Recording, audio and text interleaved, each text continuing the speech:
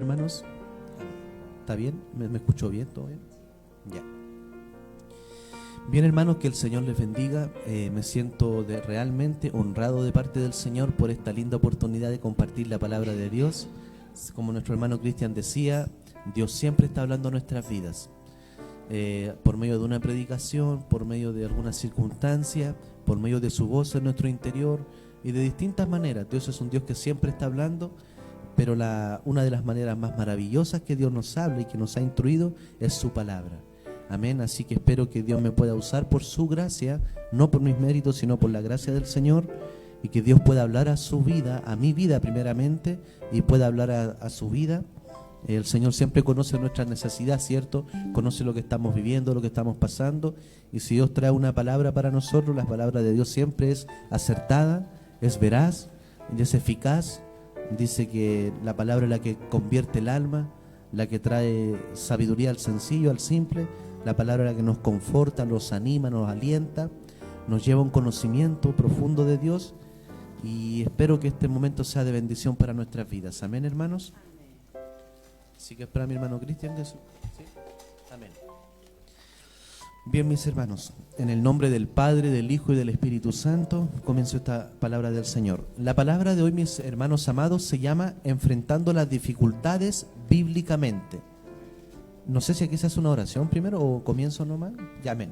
La palabra de Dios el día de hoy se llama Enfrentando las dificultades bíblicamente. Amén. Y la palabra de Dios, el texto base va a estar en Hechos capítulo 4, verso 23 al 31. Amén.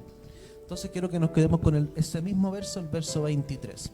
Leo ese verso primero. Dice así: Y puestos en libertad, vinieron a los suyos y contaron todo lo que los principales sacerdotes y los ancianos les habían dicho. Pueden tomar su asiento. Bien, comenzando esta palabra, mis hermanos amados, aquí estamos en el capítulo 4, pero si vamos al capítulo anterior les voy a contar por qué se dice esto y puestos en libertad. ¿Quiénes fueron puestos en libertad? ¿Vinieron a los suyos a quién? Resulta, hermanos, que un día los apóstoles en la iglesia, ya esto está en el libro de Hechos de la iglesia, la historia de la iglesia primitiva. Resulta que los apóstoles diariamente se dirigían a orar al templo, y dice que un día el apóstol Juan con el apóstol Pedro se dirigían a orar a la hora novena, y ellos iban a orar, y dice que en el templo ellos se encuentran en la escalerita, por decir así, en el lugar, se encuentran con un cojo. Y este cojo habitualmente lo ponían ahí para pedir limosna. Y dice que Pedro y Juan llegan ahí, van subiendo para dirigirse a la oración y se encuentran con esta persona. Y esta persona les pide limosna. Y este es un texto muy conocido que Pedro le dice: no tengo ni plata ni oro, pero lo que tengo te doy, en el nombre de Jesucristo levántate.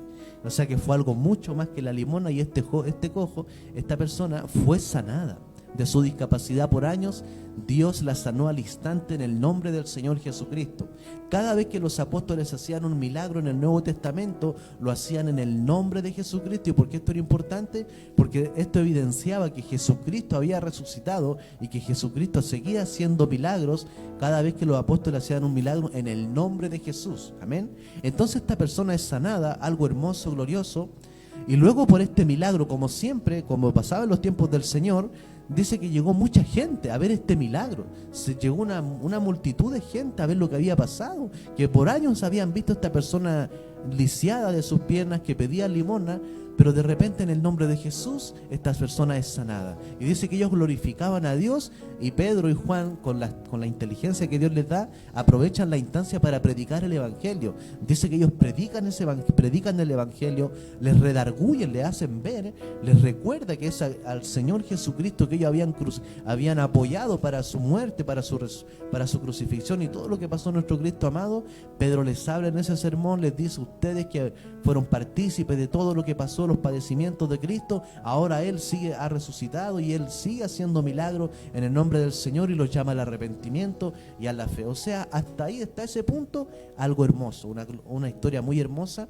Pero como ustedes saben, la posición que tuvo el Señor Jesucristo en los evangelios, de los fariseos, de los saduceos, los principales sacerdotes y todo, llegaron ellos a meter la pata. Y llegaron Y dice que ellos se opusieron y pues se enojaron tanto por lo que Pedro hizo con el apóstol Juan, que dice que los arrestaron. Llegaron los sacerdotes, llegaron los saduceos con los guardas del templo y se enojaron y se opusieron a lo que Pedro había hecho, y ellos arrestaron al apóstol Juan con el apóstol Pedro.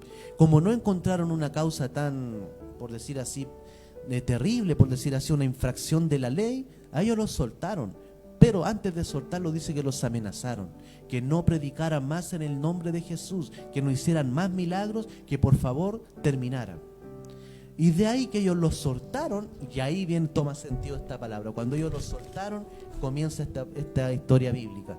Y ahí dice que ellos, puestos en libertad, después de todo lo que los amenazaron, dice puestos en libertad. ¿Quién? El apóstol Pedro con el apóstol Juan vinieron a los suyos, o sea, a la iglesia primitiva, y contaron todo lo que los principales sacerdotes y los ancianos les habían dicho. O sea, ¿qué es lo que ellos comentaron?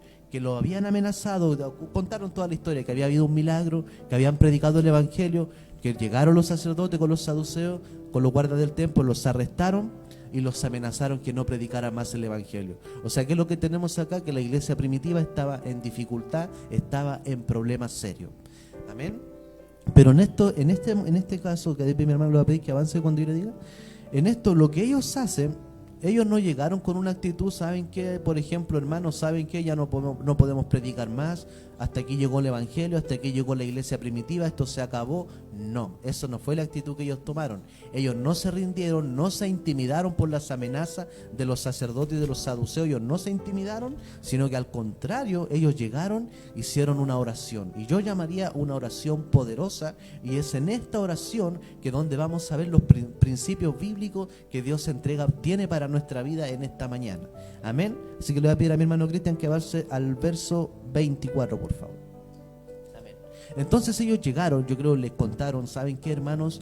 Nos arrestaron, nos amenazaron todo, pero vamos a hacer lo siguiente: nosotros vamos a buscar al Señor, vamos a orar a nuestro Dios, porque nuestro Dios no es un Dios de derrota, y si Él nos dio la gran comisión de ir y predicar el evangelio a toda criatura, a todas las naciones, nosotros no nos vamos a rendir, no nos vamos a intimidar, nosotros vamos a buscar al Señor.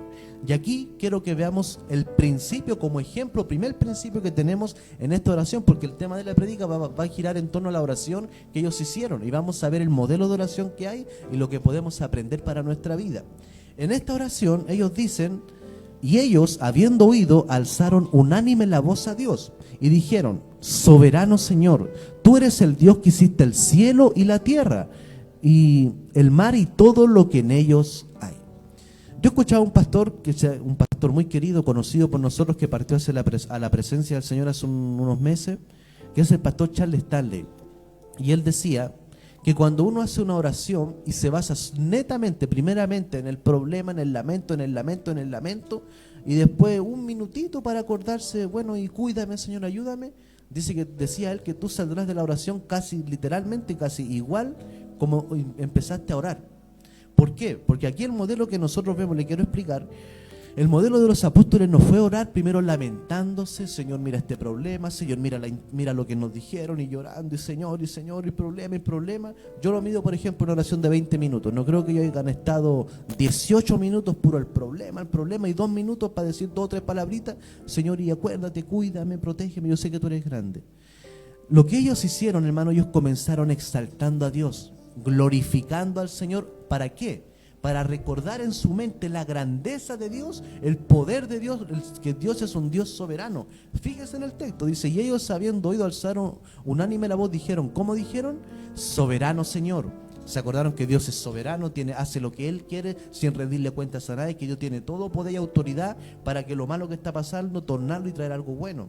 Segundo, dicen: y eres el Dios que hiciste el cielo y la tierra. Se acordaron que Dios es el creador. ¿Y qué significa eso? Que Dios es todopoderoso. Todas las galaxias, los mares, los montes, nosotros, las estrellas, lo hermoso que existe en la creación, Dios lo creó. Y eso manifiesta el poder absoluto de Dios. Luego dice: todo lo que en ellos hay. Entonces ellos comenzaron su oración exaltando al Señor. Ellos no venían a orar a un Dios pequeño. Ellos llegaron a orar al Dios grande, al Dios vivo, el mismo Dios que nosotros alabamos. Ellos llegaron: soberano Señor, tú eres el Dios que hiciste el cielo y la tierra y todo lo que en ellos hay, Señor. Y posteriormente capaz dijeron muchas palabras más exaltando la grandeza de Dios. Y luego vamos a ver siguiente, y ellos después ellos van comentando su problema. Pero ¿por qué hay aquí el primer principio que yo les quiero decir, compartir, que cuando nosotros estemos en una aflicción, en algún problema, es verídico que tenemos que decirle nuestra petición al Señor, comentársela? Pero yo les recomiendo que el primer principio bíblico es que cuando oremos en nuestra aflicción, primero recordemos que estamos orando a un Dios grande, a un Dios todopoderoso, que para Él nada es imposible, que cuando usted no puede, cuando no puede hacer nada, cuando usted piensa que todo está perdido, ahí Dios se manifiesta con su poder sobrenatural y hace milagros maravillosos que a usted lo sorprenden y queda maravillado de la gloria de Dios. Y eso fue lo que la iglesia había entendido. Cada vez que ellos hacían una oración, exaltaban a Dios, glorificaban a Dios, recordaban los atributos, las maravillas que Dios había hecho a través de la historia, cuántos milagros, liberaciones Dios había hecho. Ellos recordaban eso y luego su problema. ¿Sabe por qué? Porque esto activa tu fe. Es cuando tú estás orando a un Dios grande, recordando la grandeza de Dios, eso fortalece tu fe, activa tu fe en tu mente, en tu corazón, y te llena de ánimo, de fortaleza. Ayer nosotros estuvimos orando por el hermano Oscar y oramos al Señor con mi hermano Cristian y recordamos muchas cosas de la grandeza de Dios, del poder de Dios, que Él es el príncipe de paz, que Él es todopoderoso, y nuestro hermano Oscar se levantó animado, fortalecido, no por nuestra oración, sino porque en su mente, en su corazón, Él empezó a entender que Dios es un Dios grande, un Dios todopoderoso, perfecto, grande en todas sus obras. Y ese es el primer principio que les quiero compartir. Cuando estemos orando en nuestra aflicción, en nuestro problema, oremos al Señor, contemos nuestro problema, pero recordemos que Él es un Dios grande, recordemos que Él es un Dios poderoso, un Dios que hace milagros, que para Él nada es imposible, que en el problema más difícil que tú puedas aceptar, Él te puede sacar y te puede salvar y te puede libertar y glorificarse a sí mismo y bendecir tu vida. Amén. Entonces ese es el primer principio que les quiero compartir de la oración que usa la iglesia primitiva. Cuando estemos orando nuestros problemas, siempre recordemos la grandeza de Dios, que Él es grande, es poderoso, y eso te fortalecerá, hermano, activará tu fe y te levantarás de la oración bendecido, fortalecido, con ánimo en tu corazón. Amén, que Dios nos bendiga. Seguimos avanzando al verso, al tiro, hermano, avanzamos. Bien, no quedes ahí, no, mi hermano. Entonces eso es lo que pasa. Entonces, ¿qué es lo que pasa, hermano? Porque nosotros muchas veces también enfrentamos dificultades. Nosotros muchas veces también, con la iglesia primitiva se encontraba en oposición, se encontraba en rechazo, se encontraba un poco más en persecución. Y como anteriormente les decía, nosotros también a veces enfrentamos dificultades. Hay dificultades que a veces afectan nuestra vida, capaz. Ya no van a venir a buscarnos la policía por ser cristianos, gracias a Dios que todavía no hay una persecución tan fuerte aquí hacia nosotros, en cuanto a que nos vengan a arrestar, que no tengamos libertad de culto. Pero nosotros también enfrentamos dificultades, nosotros también tenemos problemas a veces en nuestra familia. Me imagino, por decir así, en el matrimonio pueden haber problemas entre la relación de padres e hijos. También hay problemas a veces financieros, está baja la economía. Hay problemas a veces también donde hay pérdida de trabajo, o trabajos donde el ambiente es tan hostil que uno tiene que batallar diariamente para mantenerse en el trabajo porque el ambiente es tan hostil, gente malvada.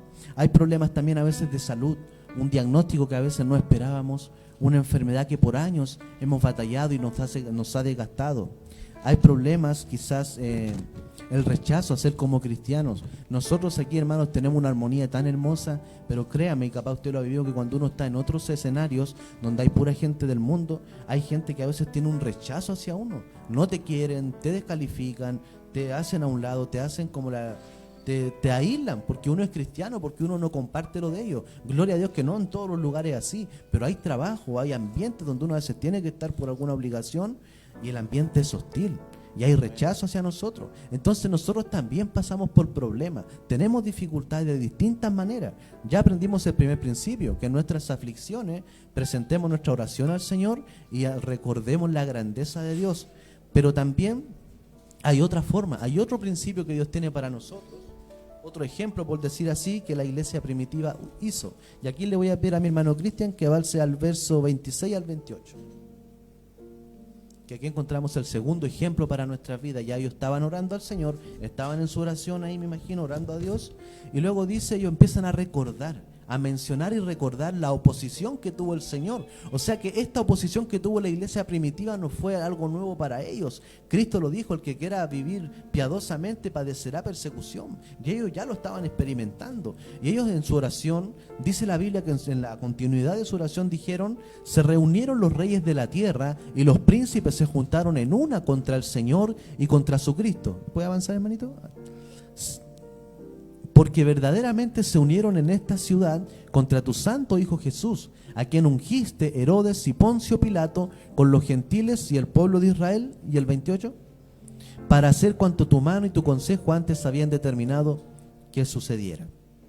Entonces, ¿qué es lo que pasa? Ellos empiezan a recordar los padecimientos, la oposición que tuvo nuestro Señor Jesucristo, pero si vamos un poco más adentro, ellos estaban recordando lo que Cristo padeció.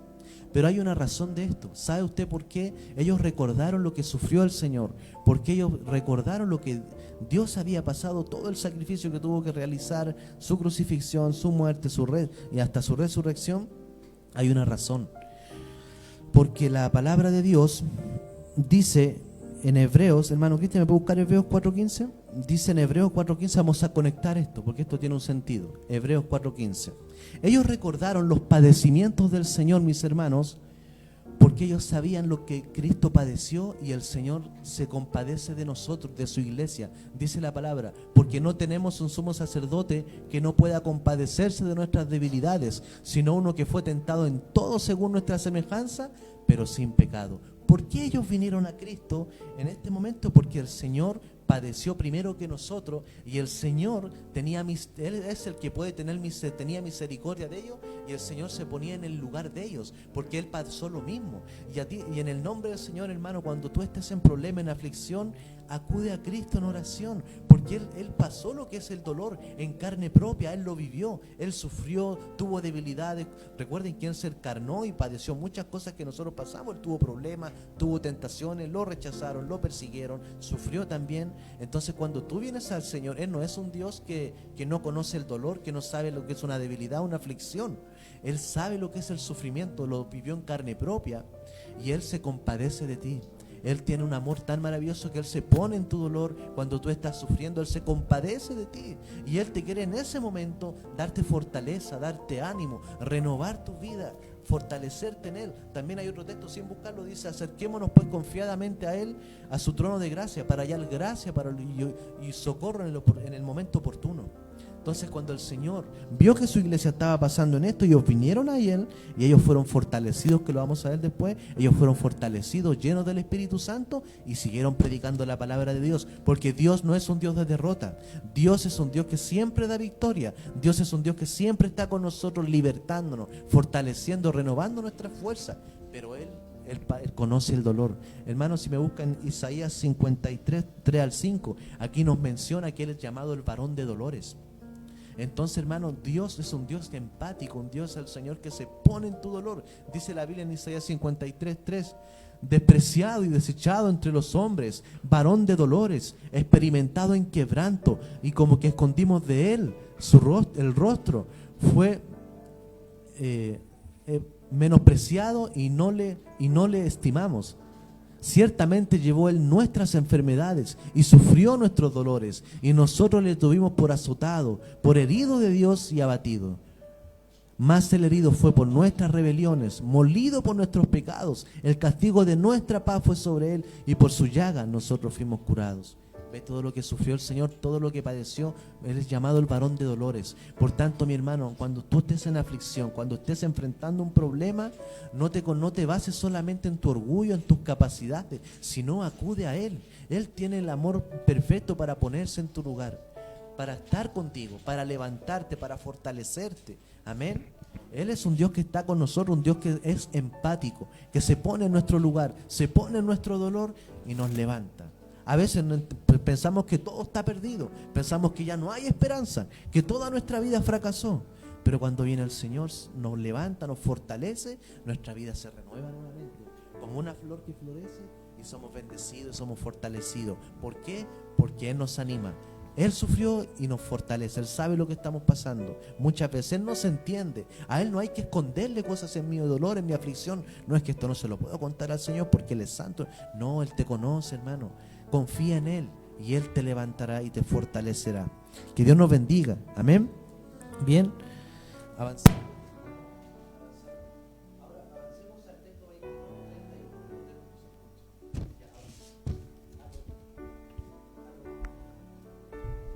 Ahí sí. Recordemos que estamos viendo la oración. Hemos visto dos principios, dos ejemplos. Primero, que en nuestro dolor, en nuestra dificultad, en nuestra problemática, que nosotros podamos enfrentar nuestras dificultades, ¿dónde tenemos que ir? A la oración. ¿De qué manera? Para si usted se quiere levantar fortalecido de la oración, se quiere levantar con fuerzas del Señor, recuerde su grandeza, recuerde que Dios hace lo que usted quiera mencionar, que usted conoce de la grandeza de Dios, que Dios es un Dios que liberta, un Dios que sana, un Dios que restaura, un Dios poderoso, y luego preséntele su problema y se va a levantar fortalecido cuando usted ore de esa manera. Así lo hizo la iglesia primitiva, y vamos a ver que ellos se levantaron en victoria después de esta oración. Pero segundo, recuerde, sea el dolor que usted esté pasando, el Señor se pone en su lugar y le levanta, le fortalece, le ama, porque Él también pasó el dolor, también padeció, y se pone en su lugar y está dispuesto a darle la gracia, el oportuno socorro, el auxilio necesario en el momento oportuno para levantarle y fortalecerle. Entonces en el verso 29-31, Hechos 4 del 29 al 31, continúan con la oración ellos, que lo vamos a leer aquí en la palabra de Dios. Dice, continuando la oración: y ahora, Señor, mira sus amenazas y concede a tus siervos que con todo, ojo con esta palabra, denuedo hablen tu palabra, mientras extiendes tu mano para que se hagan sanidades y señales y prodigios mediante el nombre de tu santo Hijo Jesús. Y el 31, cuando hubieron orado, aquí viene la respuesta de nuestro Señor, que siempre llega a tiempo, hermano, no llega después, no llega atrasada, llega a tiempo. Cuando hubieron orado, el lugar en que estaban congregados tembló y todos fueron llenos del Espíritu Santo. Ya hablaban con de nuevo la palabra, que lo vamos de nuevo la palabra de Dios. Yo busqué el significado de esta palabra de nuevo, y la palabra de nuevo significa el valor, la fuerza, el poder o el ánimo con que uno ejecuta una acción. En otras palabras, el de nuevo es la fortaleza, el ánimo, el poder que uno realiza las cosas. Y ellos le pidieron al Señor que Dios les diera fuerza, traduciéndolo al significado original, ellos le estaban pidiendo al Señor que les diera fortaleza, que les diera ánimo, poder para seguir adelante, para seguir predicando el Evangelio. Pero yo en este momento yo te quiero preguntar, hermano, en cuanto al denuedo, a la fortaleza, el ánimo, el poder con que tú sirves, ¿cómo está tu denuedo? Quiero que nos hagamos un examen sin responder a mi persona, sino en su mente. ¿Cómo está tu denuedo? ¿Cómo está tu fuerza, tu ánimo para ir a la iglesia, para congregarte? ¿Cómo está tu ánimo, tu fortaleza, para tu motivación también para ir a la Escritura diariamente? ¿Cómo está tu denuedo? ¿Cómo está tu ánimo para predicarle a otros de Cristo? ¿Cómo está tu denuedo para guiar tu familia en el Señor? Muchas preguntas nos podemos hacer. Y la iglesia lo necesitaba en ese momento. La iglesia estaba pasando por amenaza y necesitaba un denuedo de parte del Señor. Necesitaba fortaleza, ánimo, power, poder de Dios para seguir predicando. ¿Cómo está tu denuedo, hermano, para adorar al Señor? O lo que hablábamos el otro día. Te pregunto, ¿sientes que tu denuedo, tu ánimo, tu fortaleza a veces baja? ¿Te sientes a veces que ha disminuido por las aflicciones, por el desgaste del trajín diario? Hoy Dios te invita a renovar tu denuedo, a renovar tu ánimo interior, a renovar tu fortaleza para servir al Señor. Muchas veces capaz hemos avenguado nuestro denuedo, incluso hemos faltado hasta un culto, hemos dejado de sujetarnos quizás a ciertos principios bíblicos, hemos dejado de lado la oración, dejar capaz de vivir nuestro testimonio, porque también nuestro denuedo incluye nuestro testimonio. Cuando nuestro denuedo, nuestro ánimo, nuestro power anda abajo, a veces hasta en nuestro testimonio tenemos dificultades. Pero hoy Dios te invita, así como lo hizo la iglesia primitiva, que pidió el denuedo del Señor y Dios le respondió. Dice que el lugar donde estaban temblados, donde estaban reunidos, tembló y todos fueron llenos del Espíritu Santo. Y esto es importante porque el que nos da el denuedo, el que nos da la fortaleza, el poder interior es el Espíritu Santo. La palabra dice en Hechos: y recibiréis poder cuando haya venido sobre vosotros el Espíritu Santo. El Espíritu Santo ya está en nosotros, pero la llenura a veces somos llenos, pero cuando descuidamos las cosas de Dios no estamos tan llenos. Y Dios quiere que continuamente seamos llenos del Espíritu Santo. ¿Y qué es ser lleno del Espíritu Santo? Es vivir en el control del Espíritu, que esa guía dice que produce el querer como el hacer en nosotros. ¿Cuándo somos llenos? Cuando estamos llenos de su presencia, cuando nos sometimos al control del Espíritu en nuestra vida. Él continuamente está está trabajando en nuestro corazón, en nuestra mente, produciendo el querer como el hacer, guiándonos en obediencia, inclinándonos siempre a las cosas del Señor. Pero cuando nosotros estamos desgastados, como mencionaba, a veces por una enfermedad que estamos agotados tanto tiempo, a veces por un problema familiar, por un problema en el trabajo, por el problema económico, por el entorno social hostil donde a veces nos desenvolvemos o frecuentamos continuamente, hay problemas que van a llegar a atacar, a desgastar nuestro denuedo, nuestro ánimo, nuestra fortaleza. Pero todos los días tenemos que renovarnos en el Señor. ¿Cómo? Un gran ejemplo, como lo decía nuestro hermano Cristian, a través de un devocional, de tener un tiempo de oración, ya sea con su esposa, con su esposo, en mi intimidad también, porque dice que la comunión íntima de Jehová es con los que le temen. Ahí Dios quiere renovar nuestra fuerza, nuestra fortaleza interior. Amén. Y no sé, hermano Cristian, si está Efesios 6:10, hay una recomendación bíblica de esto. Dice Efesios 6:10, el Señor nos invita, dice: por lo demás, hermanos míos, fortaleceos en el Señor y en el poder de su fuerza. En Cristo está la fuente del poder, de la fortaleza. Piensa, el Dios que hizo los cielos y la tierra, que mantiene este universo para que funcione, que lo mantenga en órbita, que todo funcione bien, todas las obras que Dios ha hecho, que libertó a Israel de más de una esclavitud de 400 años, lo llevó al desierto, lo formó, lo hizo una nación. El Dios que hizo caer fuego cuando Elías presentó el holocausto, el Dios que abrió el mar rojo para que cruzara Israel, el Dios que hace milagros maravillosos y sigue haciendo milagros. Ese Dios es el que está dispuesto a fortalecerte, a animarte en tu dificultad para que te mantengas vigoroso, lleno del Espíritu Santo. Amén. Para terminar, hay una palabra que está en Mateos capítulo 16-18. Pedro, en esta dificultad que ellos tenían, había una convicción que mientras lo digo, mientras hermano Lucas. Pedro tenía una convicción en su corazón. En el capítulo que sigue, capítulo 5, yo lo busqué, Pedro, hay una parte que dice, que muchos la conocerán, dice: mayor y más importante es obedecer a Dios que a los hombres. Aunque a Pedro capaz te lo hubieran latigado, azotado, Pedro no iba a dejar de predicar el Evangelio. Pedro siguió predicando el Evangelio porque ellos confiaban en la promesa del Señor que está acá, que dice: y yo también te digo que tú eres Pedro, y sobre esta roca edificaré mi iglesia, y las puertas del Hades no prevalecerán contra ella. Capaz el enemigo quiso atacar la iglesia, pero ellos prevalecieron y el Señor les dio victorias, fueron llenos del Espíritu Santo. El lugar donde estaba tembló, vieron muchas señales, prodigios, y ellos siguieron predicando el Evangelio. Y sabe, hermano, que gracias a esa perseverancia, esa predicación de ellos, hoy en día el Evangelio llegó a nosotros. Ellos no se rindieron, y esa misma actitud la que tenemos que tomar nosotros frente a la enfermedad, frente al problema financiero, de familia, frente al problema del entorno hostil, llámese cual sea, el rechazo, la persecución que podamos tener, ya sea de manera diminuta, pero en nuestros trabajos, que nos discriminen, que nos aíslen. Frente a todo eso, no nos rindamos. Nosotros tenemos que enfrentar las dificultades bíblicamente, como es el título de este mensaje. Que Dios nos ayude, que en nuestra dificultad el Espíritu Santo nos dé el denuedo. Recuerda, el denuedo es esa fortaleza interna, ese power, ese poder, ese ánimo, ese poder para seguir adelante. Que Dios nos ayude, que Dios los bendiga. Tres principios nos entregó el Señor. Que cuando oremos hacia nuestra dificultad, recordemos su grandeza para que nos levantemos fortalecidos. Segundo, recordemos que el Señor se pone en nuestro lugar, en nuestro dolor, en nuestra aflicción. Él no es un Dios que no conoce el dolor, que no conoce el sufrimiento. Él lo experimentó en carne propia, y Él nos invita a acercarnos a Él para que Él nos fortalezca, nos ayude. Y siempre Él nos va a renovar su fuerza, nuestra fuerza, con su Espíritu Santo. Que Dios les bendiga.